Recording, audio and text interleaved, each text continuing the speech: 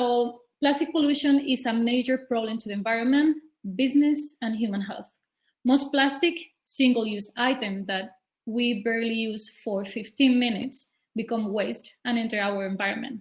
Plastic waste is present now in all ecosystems, with water currents transporting it from land to the ocean, which is its final fate. Here it accumulates, impacting wildlife, and enters into all food chains. The Ellen MacArthur Foundation estimated that approximately up to $120 billion of economic value is literally thrown away in the form of single-use plastic. This is the result of plastic misusage, since after using it only once, and just for a few minutes, 95% of the plastic packaging is thrown away. Thus, its material value is completely lost. Changing the current imperative linear business model towards a circular one would not only benefit the environment and ultimately the ocean, but it also presents great economic opportunities, including the creation of long-term and sustainable jobs. Today, we have with us Andre from Planet Care, Philip from the Great Bubble Barrier, and I don't see Rob from Oceanworks, but is he with us? Hang on, Rob. We're hoping that he joins us. Okay. Okay. So I would start by asking to please do a 3-minute presentation of Andre of Planet Care, please. I know that you have done an incredible speech before, but just to remind a little bit our participants of what Planet Care is doing, and please, Philip, continue doing so with the Great Bubble Barrier. So, Andre, please. Okay, thank you, Patricia. It's really great to be able to talk to so many people through the SOA network. It's been a fabulous month, and I have to say I'm just looking also to the follow-up because we're part of this network now, so I'm really glad of that. About Planet Care, okay, we're on the stage for a little bit more than 2 years, and we've been new in the sense that our sole mission was to stop microfiber pollution.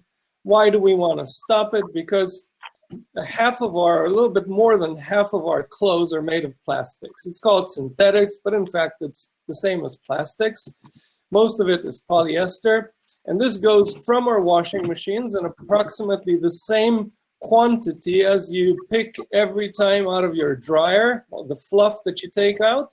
Well, the same happens in the washing machine. You never see it. It goes into the water and then has its own life. Unfortunately, its life is very long because plastics don't really degrade. Some of them get caught at different stages.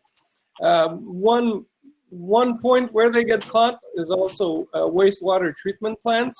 But unfortunately, it gets caught in the sludge, and then the sludge is put on the fields, on land applications, as they're called. So then we got plastic fibers all over our fields, and we're waiting what will happen with that. Unfortunately, really, plastics do not degrade. That's really the issue. And they go either, via field, via I don't know what, but they finish in the ocean. And when researchers went around the world, actually, they went through all the oceans around the globe, and they were probing microplastics, and they found fibers everywhere. And even in, high-profile articles where they say they found microplastics, then once you go and read them, you actually see it wasn't just microplastics, it was plastic fibers. And when they went to the Mariana Trench, 11 kilometers down in the sea, the deepest part of the ocean, far out there, and they looked at crustaceans, and they found that all of them contained fibers, plastic fibers. So how did we approach this? We think that the washing machine is the source. It's not the cause. Let's not get this wrong. It's not the cause of this pollution, but it really is the source. And it's a choke point where if we just put on a filter, we can stop it. And I had this idea, when I was doing research with students and we were filtering, and I said, well, why don't we filter it? I mean, it's obvious. Why don't we do it? But I am a researcher. I'm a scientist. I don't know how to run a business. So when our founder of Planet Care came over and said, well, you know something about this. Why don't you join our team? I said, well, gladly. Thank God that you came around. And what we've done is we've made a filter that goes onto the washing machine. It's outside the washing machine. Initially, we thought, okay, we'll make a filter and all the washing machine producers will be really happy and they'll say, oh, hallelujah, somebody did this. It's like, well, it wasn't that way. It was more like, no. It's very interesting, but no. I will ask you, sorry for interrupting, but I will ask you about these kind of things later on. So please just. Okay, so we 1 year ago we put a product on the market. It's a retrofit filter that goes on any type of domestic washing machine. You can just put it on. We're shipping it worldwide. We have hundreds of users of it, thank God. And it's kind of expanding. Of course, it's a great challenge to expand and scale up. I won't say no. We're also we're very, very fortunate to get a new grant from the European Innovation Council, which is very difficult to get, to make a built-in filter for the washing machine. So you built in when you buy your next machine. We're looking at commercial machines like in laundries. So we have one of the, I think, only or one of the 2 filters working on that scale. And somewhere down the line is also industrial. We capture 90% of the fibers. And for us, it's really important to be circular. We don't want to just prevent pollution. We want to have a circular solution. I work in plastics for more than 20 years, so I understand, we cannot throw away 100 grams of plastics because we caught 5 grams of fibers. That just doesn't work. So we take the cartridges back, we refurbish them, and we reuse most of it. More than 90% of the cartridge is reused, and the waste we recycle. And I hope this will grow. I'll stop here and let the others talk. Thanks. Yeah, thank you very much. I will be asking questions specifically about Planet Care, so thank you very much. We will follow up. Philip, could you please pitch the great yeah, sure. I hope audio is working now. I had a bit of a problem at the beginning. All right, great.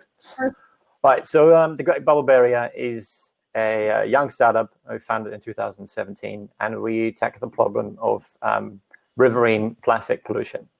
And ultimately, we come from the point that if you look at where most of the marine plastic pollution is coming from, it's land-based sources.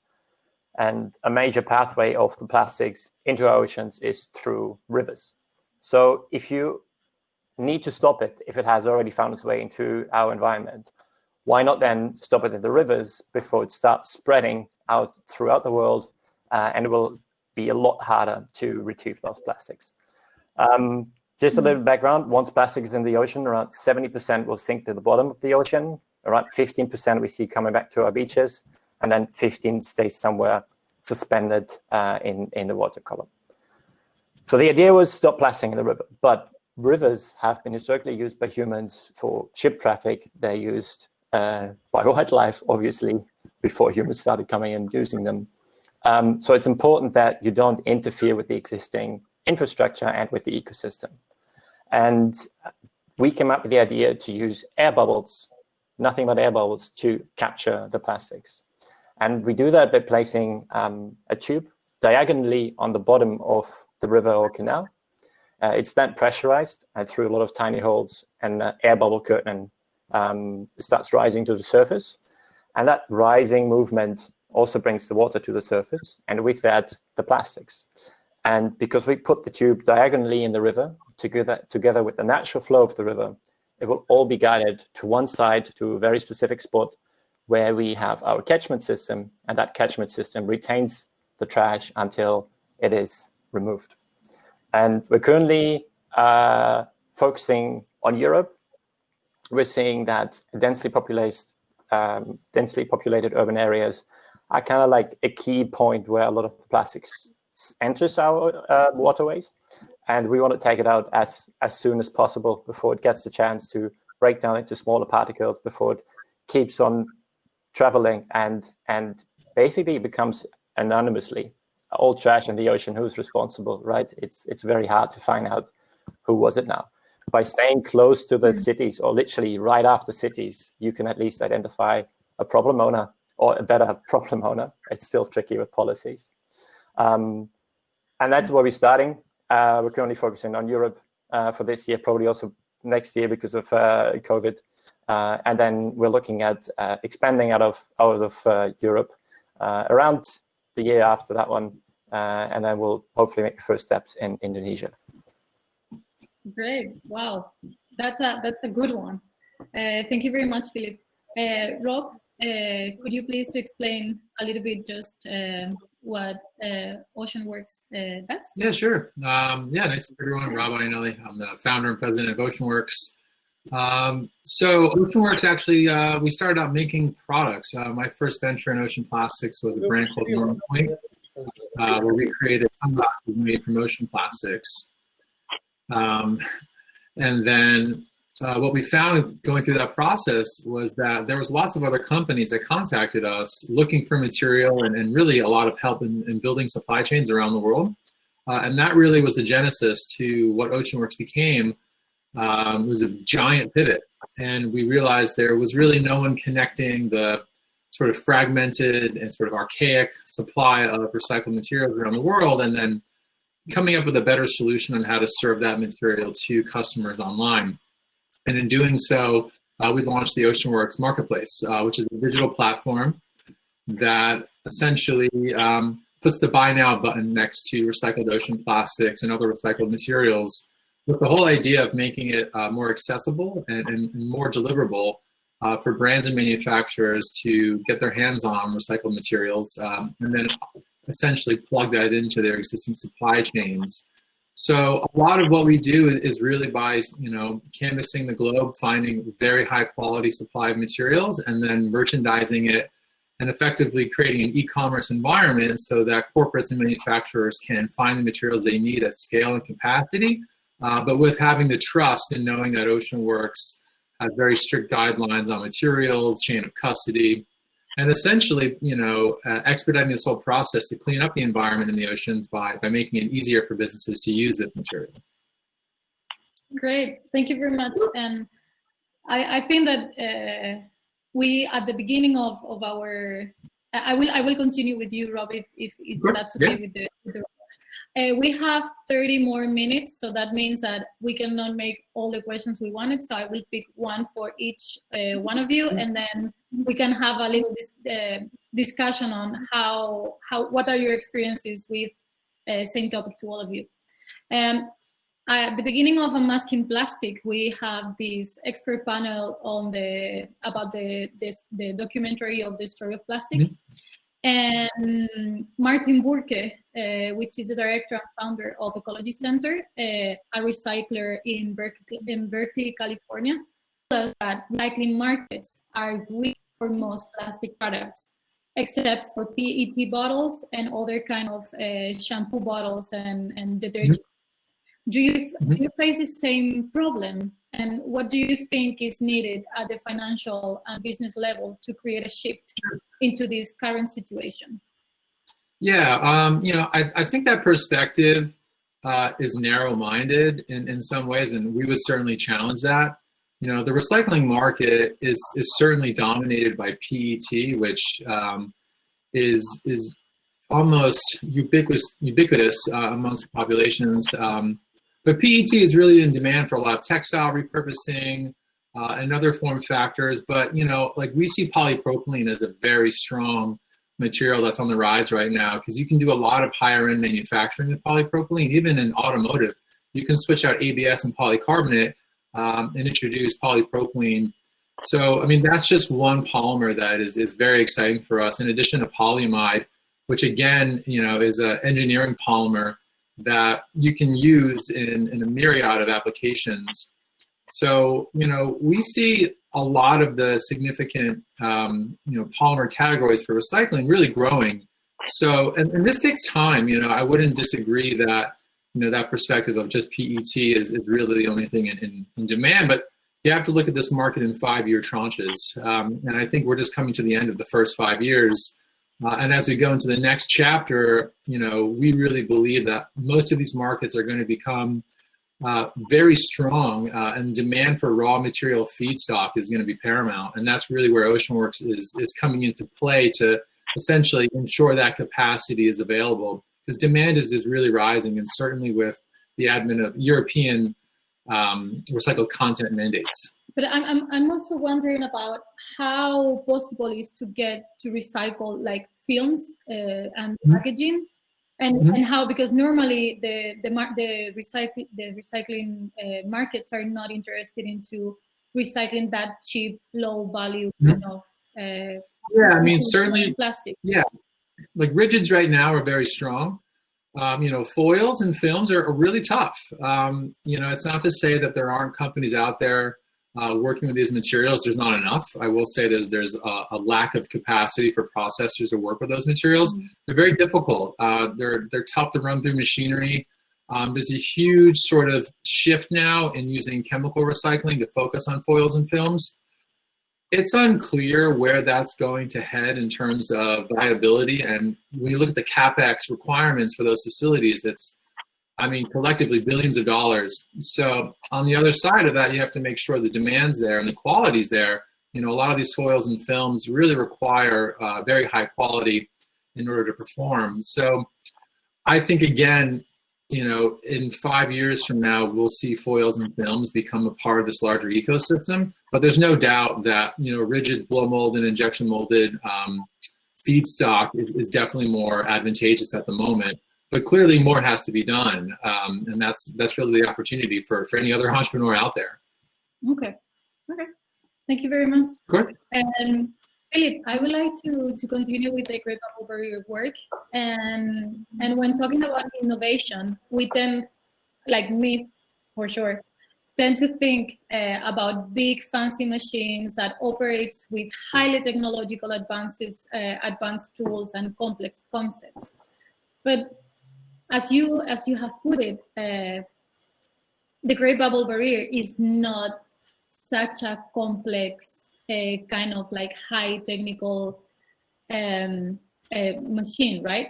How effective is the Great Bubble Barrier in terms of cost benefits and energy consumption in comparison to other more technologically complex cleanup solutions, which happen in the middle of the ocean? Yeah, that's a very interesting question. I think it's still also a question we're trying to really pinpoint and have a good answer on. It comes back also to what is it worth cleaning up. At the moment, no one is responsible. You don't have to pay for it. So there's no benchmark for what is effective. And we're also, if you look at the whole life cycle of plastic pollution, or you don't take into account the pollution that happens once the oil is coming out of the earth. You don't take into account the CO2 that was really emitted with that. Plastic is really cheap, especially virgin plastics at the moment, especially with the oil prices that we have right now. A lot of times it's a byproduct. So the price is really distorted from the beginning on. So you end up with costs that, in my opinion, are not reflecting the reality. So when you start cleaning up your plastic, some questions that we often get: can you use what you're catching in a river, for example? The very simplest concept would be waste to energy. If you can recover more energy than you're putting in.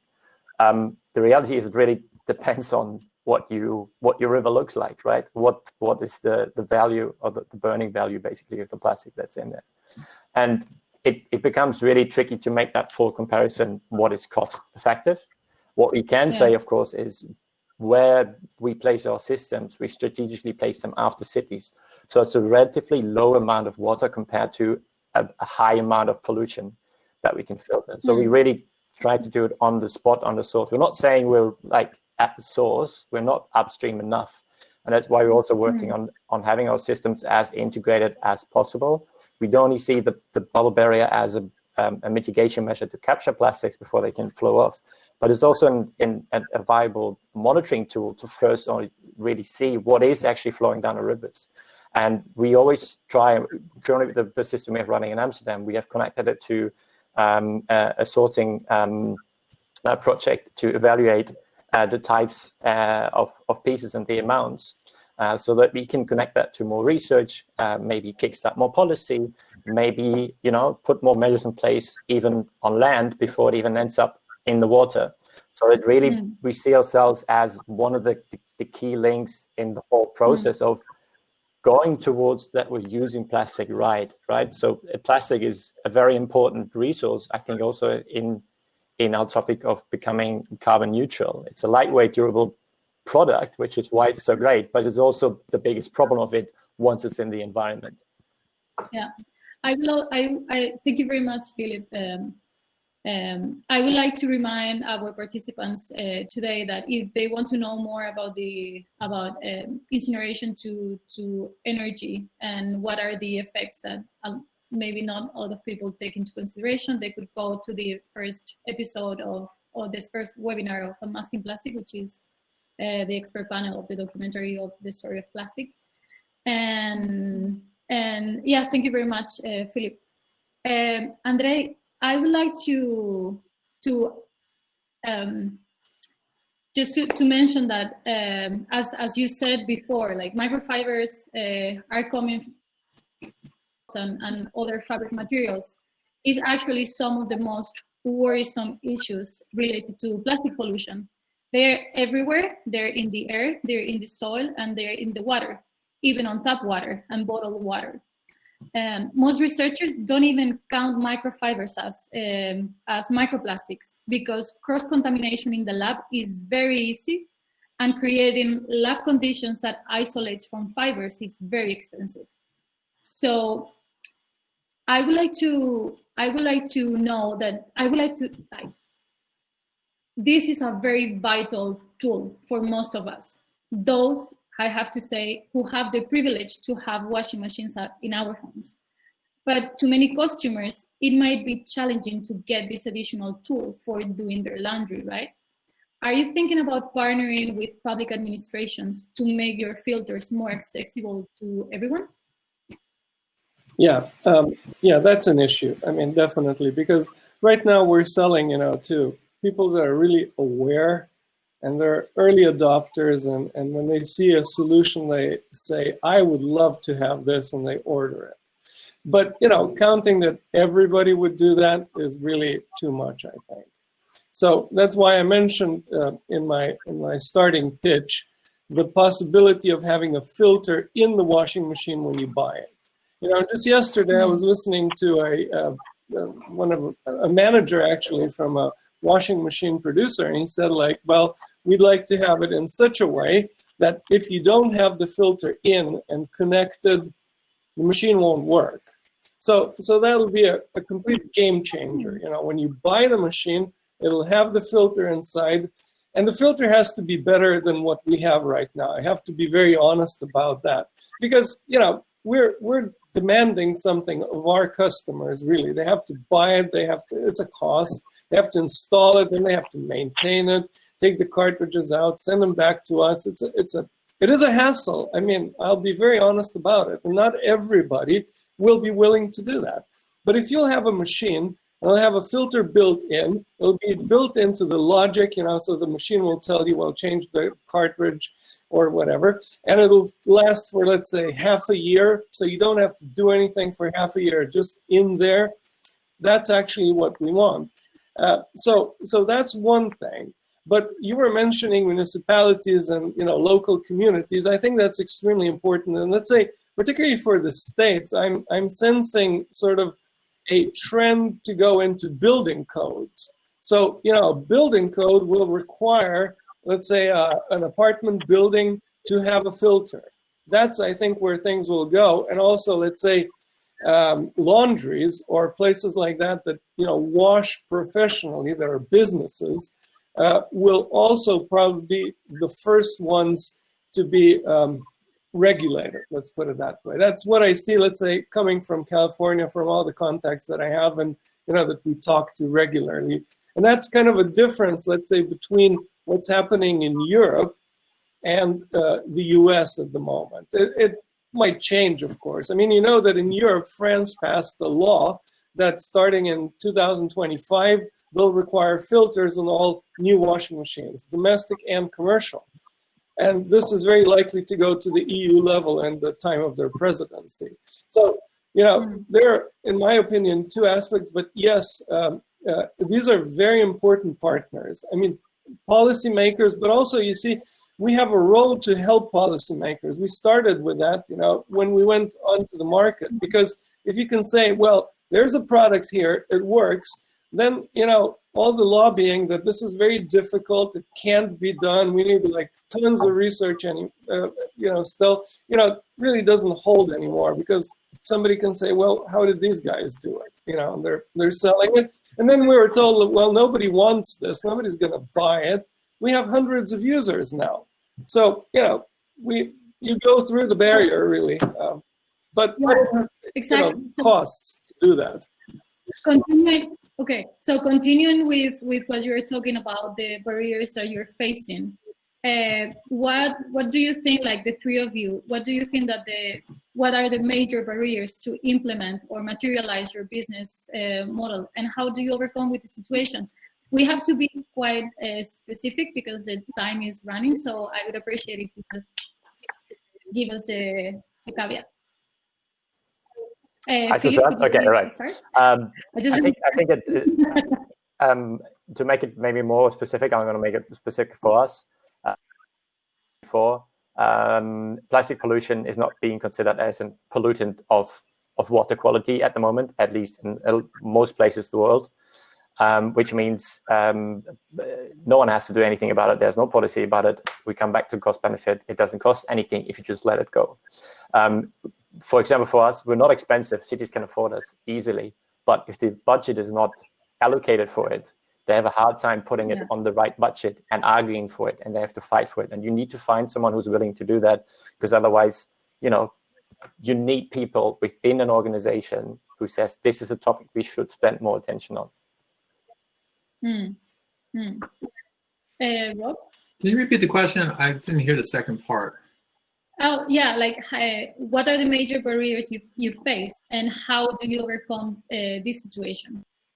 Oh, sure. Overcome it at the stage of your project. Yeah, I mean, challenges in recycling are everywhere. That's why, recycling's been going on for decades, but it has yet to really take full fruition because there's tremendous obstacles. One way that we've come about, overcoming a lot of obstacles is really throwing radically new ideas towards some of these problems. And, heavily applying critical thinking as to why has it been done this way for so long, and what could we do that's different, that doesn't rock the boat completely, but still satisfies our goal and mission. And that's something I think that should be inspiring to everyone in this space is thinking outside of the box, because the box thus far has been really limiting. So all the entrepreneurs, everyone that's working on this issue is in the same position of trying to overcome these obstacles. So that's kind of what I would say has been excellent for us, and hopefully helpful for others. Great, thank you very much for sharing with us, Andre. Yeah. No, I agree with both of the points made, actually. Rob, I like your idea, that we need new, radical, new, innovative solutions. And I think we have 3 examples here. I love, what both of you are doing. And then, thanks. Philip, what you said as well, that nobody cares about this pollution. It's not even monitored sometimes or counted, but yet it's, it's in the center of public attention, and we find it everywhere, which is a bit of a not, it doesn't go together. So I would say just so, extended pollution, producer responsibility for the plastic industry. How about that? I think that would, help all the businesses that we're in, for example, and would take the plastic pollution out of the environment. Well, I would like to remind everyone that there like at global level, United Nations and other organizations are specifically working for making a legally binding policy that is global for plastic pollution. So it's true that still more people need to know about the problems of plastic pollution, but they're going on like huge efforts to work on it and to work on it. So let's not desperate and think that things are not changing, because they are, and they are like it's going in a good direction. We have to work more, but we have to keep hope and we have to keep researching. So I don't know how far are we now, but I would like to ask a last question, and then I don't know if there is time. We would like to get questions from the chat. I would like you to give 3 main tips for the entrepreneurs among our participants today. We can take the same order. Have a vision. Be persistent about it, and keep an open mind. Great. Rob? Certainly be willing to adapt. Resiliency. And creativity is your friend. It really is. You'd be surprised. There's a lot of very successful people that are creative, and there's no guesswork in that. And then lastly, you're going to have to work harder than you ever thought, and you have to be willing to understand the balances there and keep that in perspective. Okay, thank you very much.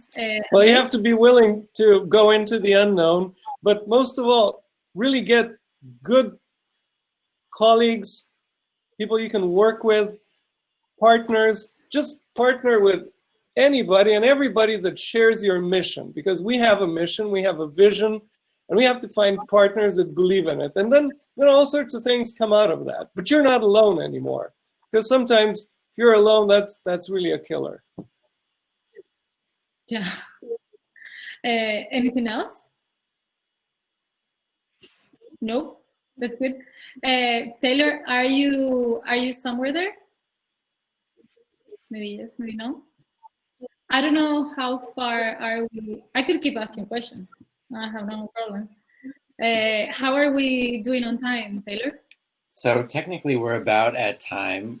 The demo tables will begin. Yeah. So yeah, I don't want to wrap it up. I feel like this always happens, but the next segment is set to start shortly. No.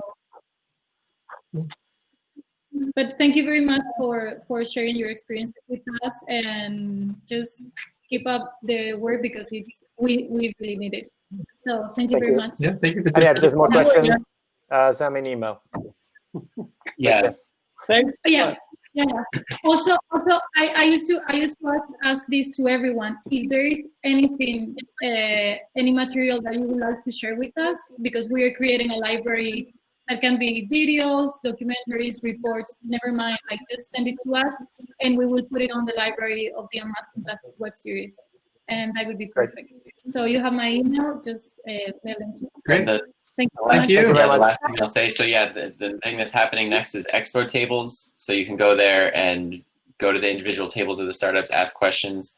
In addition to that, the networking area happens throughout this whole time. So if you found people in this panel in particular or throughout the event, you can meet with them one-on-one there. So that's another place where you can connect and share your contact information in addition to the emailing and that we already mentioned. So that's all I wanted to say. Thank you, everybody. Great. Thank you very much. Thank you. All right, nice meeting you. Bye-bye. Nice meeting you.